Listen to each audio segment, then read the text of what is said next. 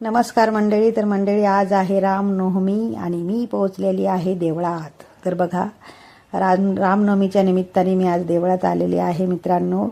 तर देवळाच्या बाहेर एक सुंदर असा मस्त मोठा मंडप टाकलेला होता आणि छान खाली होम पण पेटलेला होता आणि देऊळ म्हणतात तर इतकं सुंदर सजवलेलं होतं. खरंच खूपच छान. आणि म्हणतात ना की एक तर आपलं घर है ना, जिथे आपण खूपच प्रसन्न आपलं वातावरण असतं ना, आपलं मन कुठेतरी शांत होतं. आणि दुसरं आहे देवाचा दरबार म्हणजे देऊळ. तिथेही आपलं मन खूपच प्रसन्न आणि खरंच खूप छान वाटतं. कधीतरी रोज तर नाही मित्रांनो, पण सणासुदीच्या वेळेस मी अशी जात असते देवळामध्ये. आणि भटजींना मग मी दिले हार, फुलं, नारळ.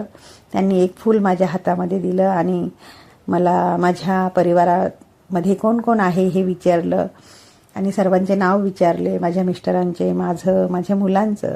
आणि त्यांनी अक्षरशः सर्वांचं नाव घेऊन देवापुढे इतकी छान सुंदर प्रार्थना केली. खरंच काय सांगावं असं वाटत होतं की त्यांच्या रूपातून माझं जे मला बोलायचंय देवाला ते सर्व देव ऐकतोय त्यांच्या तोंडून. इतकं छान त्यांनी ती प्रार्थना केली माझ्यासाठी.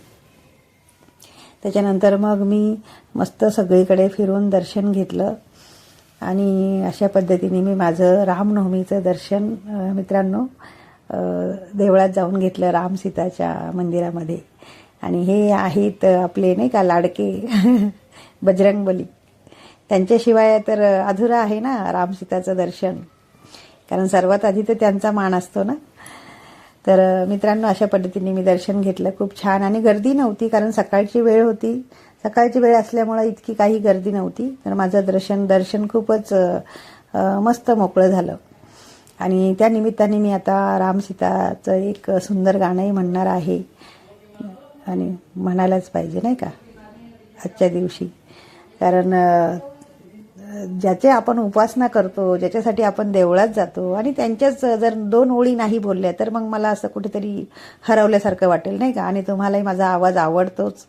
तर हे पण ऐका, माझा सॉन्ग देवासाठी मी गायलेला आहे. आणि तुमच्या छान छान कमेंटमधून कळवा की कसं वाटलं तुम्हाला. तसं तर तुम्ही माझी प्रशंसा करतातच हो, पण अजून केली की जरा अजून बरं वाटेल. मला गदगद होतंय कुठेतरी मला कोणी छान बोललं की मला फार आनंद होतो, खरंच काय सांगू. तर चला, तर मी आता मस्त दोन ओळी तुम्हाला म्हणून दाखवते. मंगल भवन अमंगल हारी, द्रुह दशरथ अधीर बिहारी, राम सिया राम जय जय राम, राम सिया राम जय जय राम. हो मंगल भवन अमंगल हारी, द्रुह दशरथ अधीर बिहारी, राम सिया राम जय जय राम, जय सिया राम. तर मंडळी, कसा वाटला माझा हा मस्त सॉन्ग नक्की कळवा तुमच्या छान छान कमेंटमधून.